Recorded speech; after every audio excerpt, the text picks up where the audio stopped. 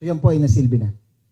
Yes, it has been served in his office and his residence. Sir, nakalagay kasi doon na kung hindi siya magpapakita, meron provision doon na indirect contempt? Yes, direct contempt. Okay. Pero si Senator Bato po is sa Senado nga po hindi nagpapakita eh. Ano pa kaya sa CID? Well, sa Senado naman is an obligation but not compulsory.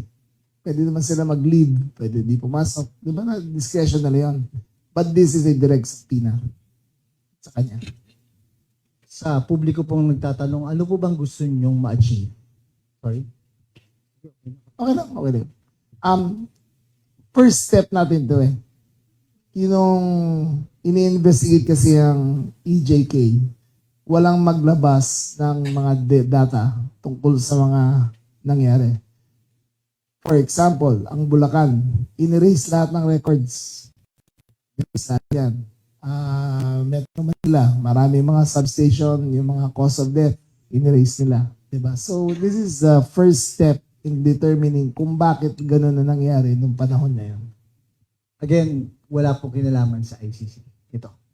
Walang kinalaman sa ICC. Okay, but let me clarify. Okay? Walang kinalaman sa ICC. Pero kung dumating ang ICC warrant, then we will act on it. Okay, but this has nothing to do with the ICC warrant. At as we speak, wala pong secret or public warrant. Kasi may nagsasabi na iba yun, iba ito. Again, kung dumating, we will enforce. But as far as we are concerned, wala pa kaming nahigit ng clear copy and official copy of the warrant. So for me, it does not stand as official hanggang makuha namin. So yan po ay nasilbi na.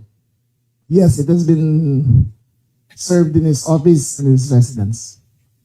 Sir, nakalagay kasi doon na kung hindi siya magpapakita, meron provision doon na indirect contempt? Yes, direct contempt. Okay. Pero si Senator Bato po is sa Senado nga po hindi nagpapakita eh. Ano pa kaya sa CID? Well, sa Senado naman is an obligation but not compulsory. Pwede naman sila mag-leave, pwede di pumasok. Di ba na discretion na yun? But this is a direct subpoena sa kanya. Sa publiko pong nagtatanong, ano po bang gusto niyong ma-achieve? Sorry? Okay lang, okay lang. First step natin to eh. Yung ini-investigate kasi ang EJK, walang maglabas ng mga data tungkol sa mga nangyari. For example, ang Bulacan, in-erase lahat ng records. Yan. Metro Manila, marami mga substation, yung mga cause of death, in-erase nila. Diba? So this is the first step in determining kung bakit gano'n na nangyari nung panahon na yun. Again, wala po kinalaman sa ICC. Ito. Walang kinalaman sa ICC. Okay, but let me clarify. Okay? Walang kinalaman sa ICC. Pero kung dumating ang ICC warrant, then we will act on it. Okay, but this has nothing to do with the ICC warrant. At as we speak, wala pong secret or public warrant. Kasi may nagsasabi na iba yun, iba ito. Again, kung dumating, we will enforce. But as far as we are concerned, wala pa kaming nahigit ng clear copy and official copy of the warrant. So for me, it does not stand as official hanggang makuha namin. So yan po ay nasilbi na. Yes, it has been served in his office and his residence. Sir, nakalagay kasi doon na kung hindi siya magpapakita, meron provision doon na indirect contempt? Yes, direct contempt. Okay. Pero si Senator Bato po is sa Senado nga po hindi nagpapakita eh. Ano pa kaya sa CID? Well, sa Senado naman is an obligation but not compulsory. Pwede naman sila mag-leave, pwede di pumasok. Di ba na discretion na yun? But this is a direct subpoena sa kanya.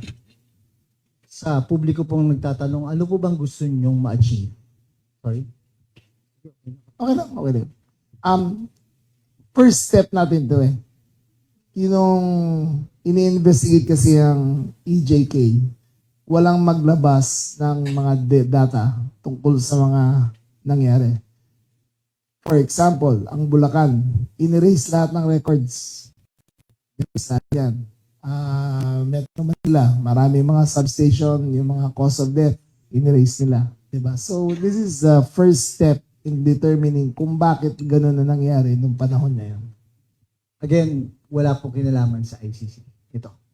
Walang kinalaman sa ICC. Ako but let me clarify. Okay? Walang kinalaman sa ICC. Pero kung dumating ang ICC warrant, then we will act on it.